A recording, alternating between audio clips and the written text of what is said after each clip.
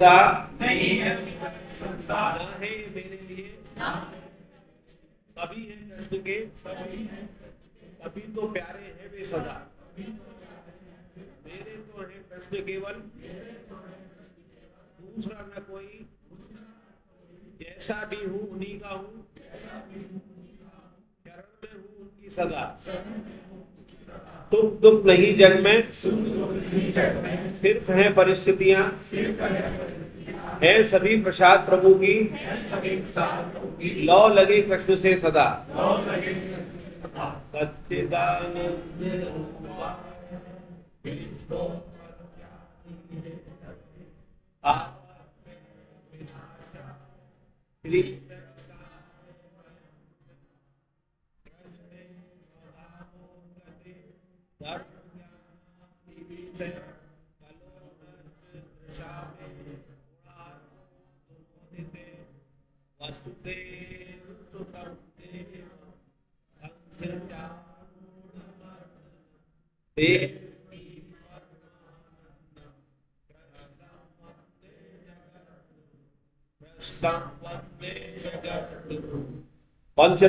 पंचरत्न दिव्य श्लोक सभी पढ़ेंगे।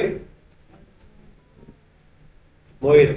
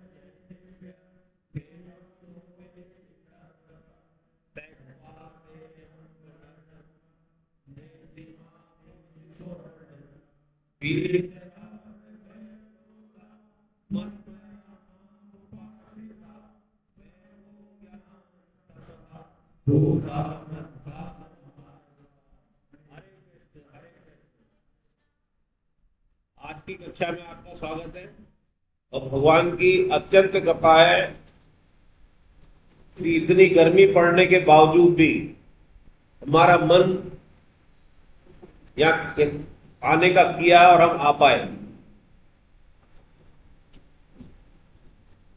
अभी क्लास अटेंड कर रहा था उनकी, संतोष जी की भागवतम जो क्लास है, आप भी अटेंड कर सकते हैं। आप सब पात्र हो गए। आप चाहें तो बृहस्पतिवार को उनकी कक्षा है, पहले उन्होंने बैन लगा दिया था, रोक लगा दी थी, पर अभी खुली हुई है। अगर आपको रजिस्ट्रेशन कराना है तो 600 रुपये जमा करा दें। किताब आपको मिल जाएगी, अभी उपलब्ध नहीं है वहां पर 2-3 दिन में आने की उम्मीद है। तो और किताब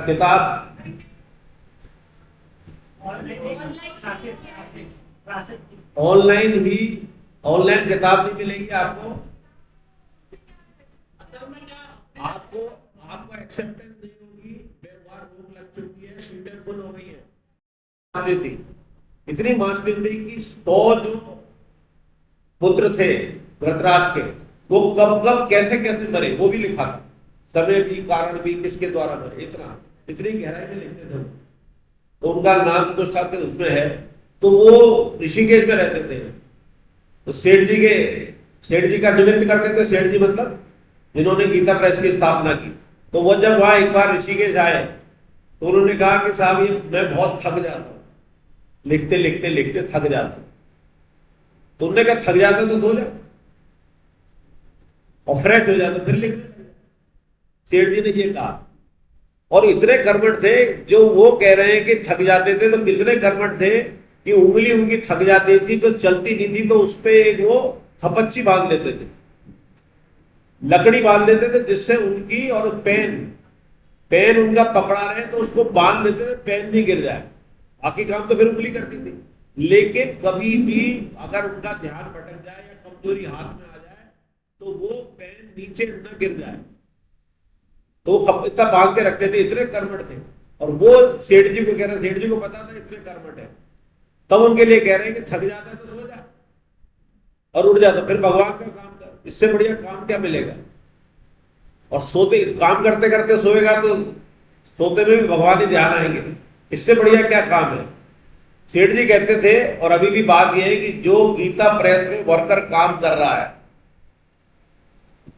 और जितनी तनख्वाह मिल रही है, जब सस्ते में तो कम तनख्वाह मिलती होगी, गुजारा तो हो रहा है, लेकिन उसको अब गीता पढ़ने की, किसी की ग्रंथ को पढ़ने की जरूरत नहीं है।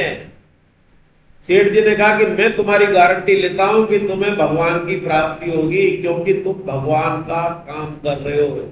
24 घंटे वहीं रहना, वहीं करना, खाना पीना, गीता प्रेस का ध्यान रखना, हमारे लिए किताबें उपलब्ध कराना कम तनख्वाह के अंदर, तो बताओ भगवान उससे काम नहीं करेंगे। हम भगवान का काम कर रहे हैं। आज ही स्वामी जी के सत्संग में आया कि संसार, जैसे पहले चर्चा हुई है कि संसार दुखालय, संसार क्या है, दुखालय।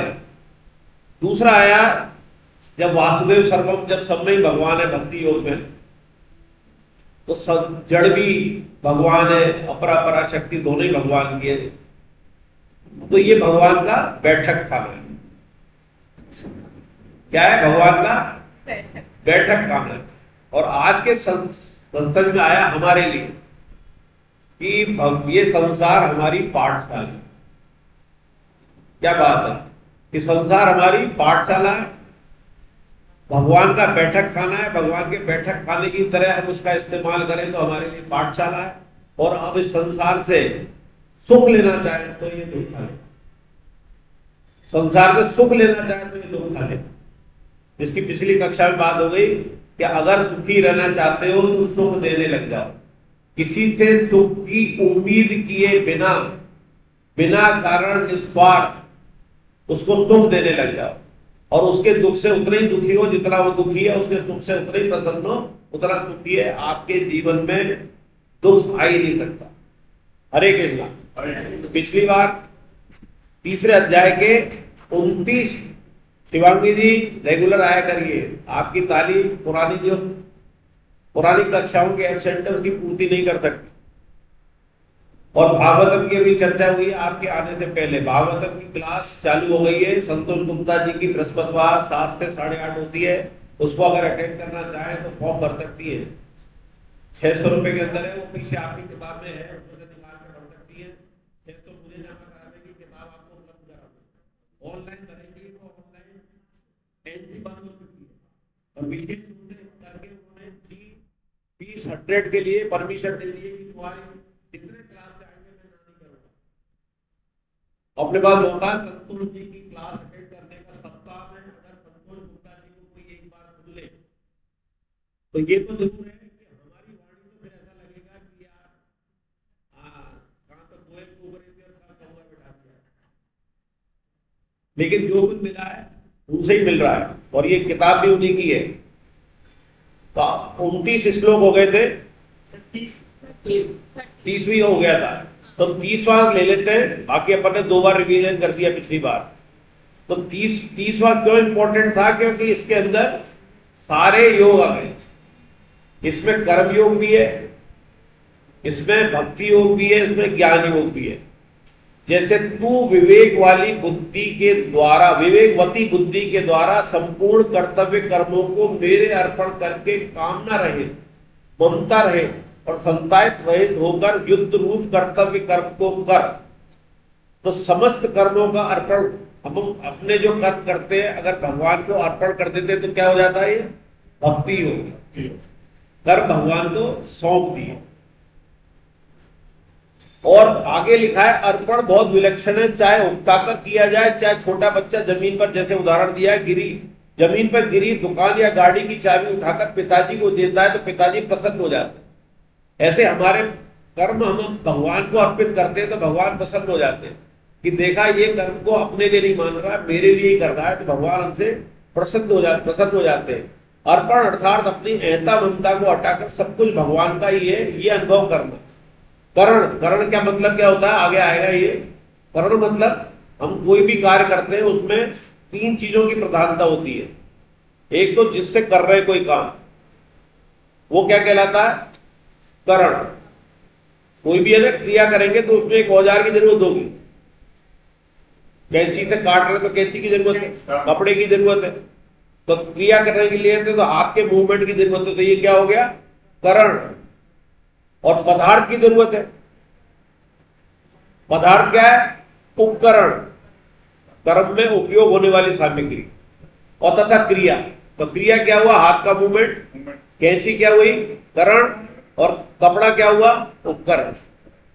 ऐसे कुम्हार अगर घड़े बना रहा है तो मिट्टी क्या हुई, उपकरण, है ना। करण क्या हुआ, जो कर रहा है मूवमेंट, ठीक है। तो ये क्रिया भी हम तो अर्पण का पूरा माना जाएगा। तीनों चीजें जो हमने क्रिया की, जो उसके लिए सामान इकट्ठा किया, पदार्थ चाहिए, पदार्थ के बाद क्रिया की, और क्रिया में हमने अपने उपकरण लगाए, अपने आप को लगाया, अपने आप को लगाया ना वहां, तो उसमें सारा आ गया, करण अंतःकरण सब आ गया, स्थूल शरीर भी आ गया, वो सारे के सारे अर्पण कर देते।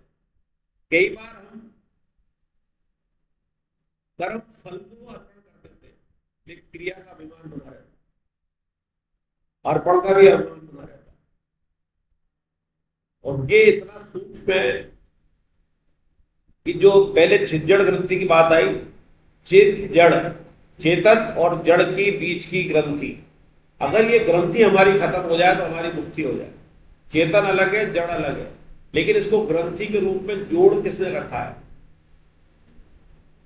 किसने रख रखा है, अहंकार ने। अभी आएगा अहंकार, और एक सूक्ष्म अहंकार होता है, बड़ा अहंकार तो खत्म हो जाता है और हम उसकी घोषणा भी कर देते हैं कि मेरा अहंकार नहीं है, मुझे तो निमित्त बनाया था। पर वो निमित्त बोलना भी एक सूक्ष्म अहंकार है। कभी आपको कोई ये बोले कि यार आप बहुत खूब हो, ब्लैक बोर्ड पर अपना नाम नहीं लिखाते और आप दान करते रहते हो और हर बार ये कहते हो निमित्त है, गीता पढ़ते पढ़ाते हो, तो अगर उससे हमें खुशी हो रही है तो समझो वो अहंकार अभी बाकी है। और उस समय छटपटाहट हो जाए कि भगवान कैसे अधूरा हूं मैं, ये तू क्यों मेरी परीक्षा ले रहा है, निमित्त रूप में कहने के कारण मुझे तू तारीफ दे रहा है और मेरे अंदर खुशी आ रही है, कृपा कर कृपा कर कृपा कर। तो ये आगे आएगा कि फिर भगवान की कृपा ही सार्थक होती है अपनी अहंता को खत्म करने पे। दो चीजें आई, ये बहुत इंपॉर्टेंट, कामना को खत्म करने में, अहंता खत्म करने में, स्वभाव परिवर्तन करने में। एक दृढ़ निश्चय, दूसरा भगवान की कृपा। दृढ़ निश्चय हमारे हाथ में, कृपा उसके हाथ में, लेकिन उस कृपा में भी हमारा दृढ़ निश्चय छुपा हुआ है। वो देख लेगा कि इसका दृढ़ निश्चय कितना कायम है, कितना कर रहा है। 7 बार कौन कौन लिख रहे हैं, हाथ उठाएं। 7 बार रोज मुझे भगवत प्राप्ति करनी है, अच्छी तरह उठाए, क्योंकि बाकी क्यों नहीं लिख रहे, ये हर बार पूछा जाएगा। और जिनके हाथ उठ रहे हैं उनसे कभी भी व्हाट्सएप पे मांगी जा सकती है। और कैसे मांगी जाएगी कि 2 मिनट के अंदर, आज तारीख 18 है तो 13, 14, 15 मई के आप दो फोटो भेज के। जब मुझे टीचर बनाया था तो पिछली क्लास वाले में कभी कभी धीरज खन्ना जी क्लास लेता था, तो कभी मैंने कहा होमवर्क दे दो था, बोले यार अगली बार के लिए क्या करें, मैंने होमवर्क दे दो था। ये 5 श्लोक, बोले 5 पढ़ना चाहता था, टाइम पूरा हो गया, तो मैंने कहा ये 5 श्लोक का होमवर्क दे दे। तो एक जन बोले कि साहब ये बिल्कुल बचपन की याद दिला देते, 5वीं 6ठी क्लास में होमवर्क के सुनने ही बंद हो गया था, भूल गए थे। तो उस होमवर्क को करके हम यहाँ तक पहुंच गए, जो भी आज हम हैं वो उस होमवर्क को करके पहुंचे हैं। तो ये होमवर्क करेंगे तो कहां पहुंचेंगे, इसमें पतन नहीं है, उसमें तो पतन हो सकता है, बहुत भी उस होमवर्क करके भी पतन तो प्राप्त हो गए। तो अर्पण का पूर्ण अर्पण, क्रिया, पदार्थ, यहां तक कि स्वयं का अर्पण। स्वयं मतलब जो मैं, आत्मा, जो मैं, हाँ, जो कर्म करा रही है, जो बाद में फिर अकर्म कराएगी, मतलब करने वाले जो हमें आत्मा, वो स्वयं, स्वयं मतलब का आत्मा ही है। ये बाकी सब जो है जड़ है, स्वयं क्या है, चेतन है।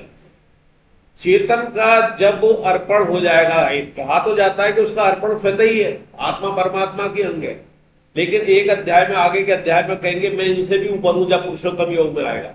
तो आत्मा निश्चित रूप से परमात्मा से नीचे ही है, वो का अलग कारण है, वो आगे आएंगे। इस बात को नोट कर लेना कि क्यों अलग है तो आत्मा परमात्मा एक, लेकिन परमात्मा फिर भी पुरुषोत्तम है। हम उत्तम हो सकते हैं लेकिन पुरुषोत्तम नहीं हो सकते। पुरुषोत्तम भगवान ही है, वो क्यों है? तो ये आ गया, ये अर्पण करना भक्ति योग।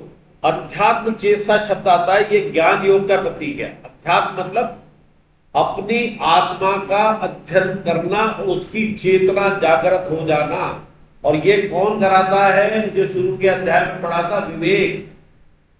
विवेक हमारे जड़ चेतन के भेद कराता है कि ये चेतन है और ये जड़ है। विवेक बुद्धि होती है, वो स्वयं का अनुभव जो कराता है विवेक। इसलिए विवेक हमेशा चेतन की गिनती में आता है।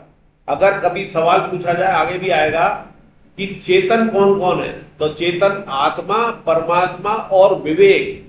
क्योंकि विवेक हमेशा जागृत रहता है, परिवर्तनशील नहीं होता। इसलिए स्पष्ट विवेक और वैराग्य ही मनुष्य की धन है। यही हमारा धन है, स्पष्ट विवेक और हर समय जागृति। जागृति काएगी कि मैं हूं कौन, ये जागृति, यही भूल जाते हैं। फिर आएगा ये पुरुषोत्तम योग में कि क्यों ये जीव भटकता है, क्यों इसको यात्राएं मिलती है, आत्मा को नहीं मिलती, कारण शरीर सुख शरीर को मिलती। तो आद्य चेतना, ये पद ज्ञान योग का प्रतीक है। संपूर्ण संसार भगवान का विराट रूप है, विराट रूप है। अभी कहा था ना बैठक खाने, तो विराट रूप है। तो ये जब मान लिया वासुदेव सर्वम, तो ये क्या हो गया? ज्ञान योग। सब कुछ परमात्मा ही है, सब कुछ अर्पण कर देना तो भक्ति योग है। और सब कुछ परमात्मा ही है, इसका ज्ञान हो जाए, ये क्या हो गया? ज्ञान योग। ये बहुत ऊंची स्थिति है ये। पर इसमें क्या हो जाता है कि ध्येय अभिमान आ जाता है कि मुझे ये ज्ञान हो गया। भक्ति योग में नहीं आएगा। जब आपने समर्पण ही कर दिया अपने आप को, तो जैसे पुराने जमाने की शादियों में तलाक नहीं होते थे, अपने आप एक उदाहरण आ रहा, क्योंकि पूर्ण समर्पण था। शादी परिवार की होती थी और आंख मीच के होती थी, और आंख मीच के जोड़े आते थे। ना हाइट नापी जाती थी, ना कलर देखा जाता था, ना डिग्री देखी जाती, ना इंक्वायरी की जाती थी। इस परिवार की लड़की और इस परिवार का लड़का शादी और सफल होती थी। आज आपको अंतर दिखाई देता। पुराने आपके दादा दादी माता पिता में देखो, कोई छोटा, कोई बड़ा, कोई सांवला, कोई गोरा, कोई खूबसूरत, कैसा, लेकिन उनका परिवार बड़ा सुखी निकला। कष्ट जरूर मिलते थे। आने वाली बहू को निश्चित रूप से आज से दूसरी पहली वाली पीढ़ी, उसके पीढ़ी में कष्ट मिलते थे, तो वो कष्ट नहीं था। जैसे मेडिकल कॉलेज में रैगिंग होती है, तो रैगिंग थी, और जिसकी जितनी रैगिंग होती है उतना वो बढ़िया स्टूडेंट निकलता है। रैगिंग दो तरह की होती है, आपकी शारीरिक भी होती है, मानसिक भी होती है। तो आप दोनों के मजबूत हो जाते, कष्ट सहना सीख जाते हो। नहीं तो एक अपनी बताता हूं कि जब पीएमटी का रिजल्ट आके बहुत अच्छे नंबर आ गए, कोई सा मेडिकल कॉलेज मिल सकता है राजस्थान में, तो जब तक कॉलेज में नहीं गए तो हम हवाई जहाज थे। ऐसा लगता था कि दुनिया में डॉक्टर हम ही हैं, जब तक बने नहीं थे रिजल्ट के बाद। लेकिन वहां वो वापस आपको धरातल पर लाया जाता है। तो इसी तरह माना जा सकता है कि उस समय की सगाई होते ही बहू हवाई जहाज हो जाती है कि उस घर में जा रही हूं, मेरा पति ऐसा है, मेरा ससुर ऐसा है, वो खानदान ऐसा है। तो उस हवाई जहाज को वापस धरातल पे लाने के लिए वहां पर सीनियर्स बैठी साथ रैगिंग लेती है। उसमें ननद भी हो सकती है, जेठानी भी हो सकती है। तो वो रैगिंग जिसकी जितनी ज्यादा हुई है उसकी श्रेष्ठ गृहिणी हुई है, फिर बात आगे चल गई। और उसने अगर उतना अन्याय अत्याचार नहीं किया आने वाली बहू पे, तो वो और श्रेष्ठ है। सिखा सारी चीजें दी, रैगिंग भी ले ली, लेकिन टॉर्चर नहीं किया, तो वो श्रेष्ठ सास की पदवी पे कहला लेती है। श्रेष्ठ बहू तो वो ही गई थी। अनजाने जान के न चाहते चाहत में उस रैगिंग को सहन करते। तो पहले के जन्म के अंदर जो शादियां होती थी अर्पण के द्वारा होती थी, इसलिए उसमें कष्ट नहीं होता था, जिम्मेदारी पूरे परिवार की हो जाती। अब ज्ञान योग वाली शादी होती है जिसमें देहाभिमान होता है, चाहे वो सुंदर सुंदरी का हो कि लड़का बहुत सुंदर, मेरा घर बहुत बड़ा, लड़की बहुत सुंदर, उसका पैकेज बहुत तगड़ा, इसका पैकेज बहुत तगड़ा, वो देहाभिमान भी ज्ञान योग में बाधक हो जाता है। इसलिए तलाक की वृत्ति ज्यादा है। खूब मिलान किया, पुराने हिसाब से भी मिलान कर लिया अपन ने जन्म कुंडली का, लड़के लड़की की बातें करा दी है, और आजकल तो बेहुदा और होने लग गया है। प्री मैरिज, इसका विरोध होना चाहिए।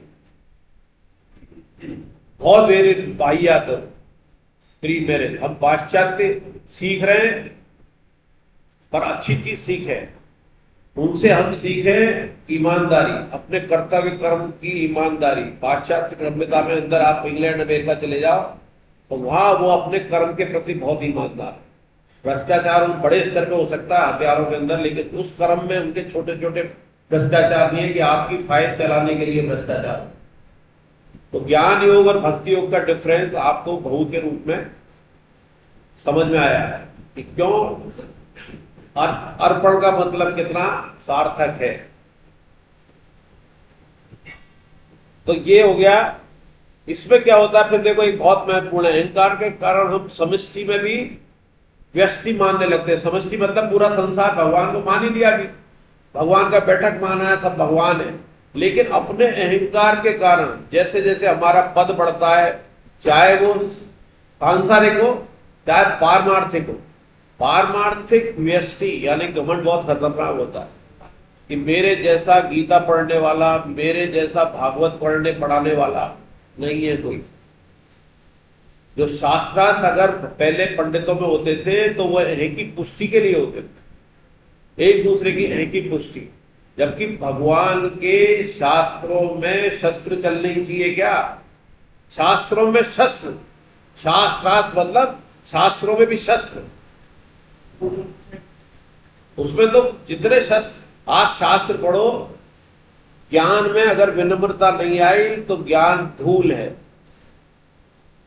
ज्ञान के बाद घमंड आ रहा है तो आप और नीचे जा रहे हो, और ज्ञान के बाद अगर विनम्रता आ रही है, आपके दुख होने लग जाए, जो अभी मैंने कहा, आपके आंखों में आंसू न लग जाए, आपके कोई पांव छुए, आपकी तारीफ करे, तो भगवान से को बचाओ, भगवान क्या कर रहे हो, इस परीक्षा के लायक नहीं हूं मैं,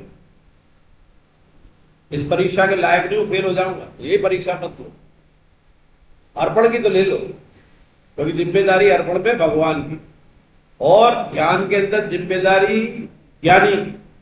ये मुसीबत है, सहारा नहीं है, गिरे तो वहां गिरे तो भगवान संभाल लेंगे। कोई शरण पड़ गया, गोदी में पड़ा है, जब दौड़ने लगता है, बच्चा चलने लगता है, स्कूल जाने लगता है, तो मां को फिक्र नहीं होती। लेकिन जब वो चलना सीख रहा होता है तो एक एक पग का ध्यान रहता है, गोदी में रहता है तो बिल्कुल गोदी में रखती है उसको मां। अगर वो गिर जाए तो उसका दोष अपने ऊपर लेती है, बच्चे का दोष नहीं है। भले ही बच्चा के हिलने डुलने से गिरा, बच्चे की गलती हो सकती है, लेकिन मां अपना दोष मानती है और दोषी हो भी जाती है। भगवान तो दोषी हो नहीं सकते, तो वो गिरने नहीं देंगे।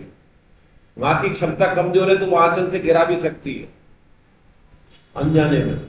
भगवान का तो जाना और अनजाना सब एक सा है।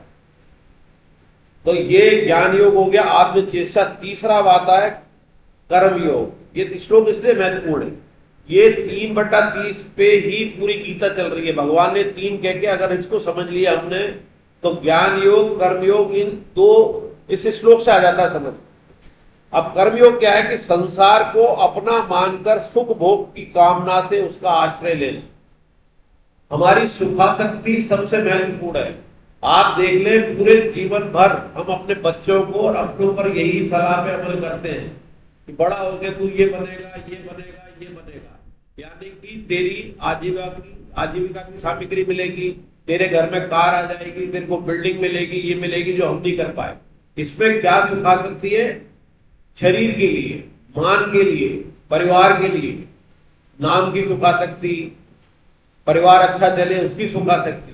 लेकिन कभी ये नहीं आती कि ये भगवान की तरफ हो जाए। अगर हम संसार को से बढ़ाना चाहते हैं और भगवान की भक्ति कराएंगे तो क्या संसार में वो बढ़ नहीं पाएगा? जो भक्ति में बढ़ा है वो संसार में बढ़ा ही है, छोड़ के भी उसका नाम है।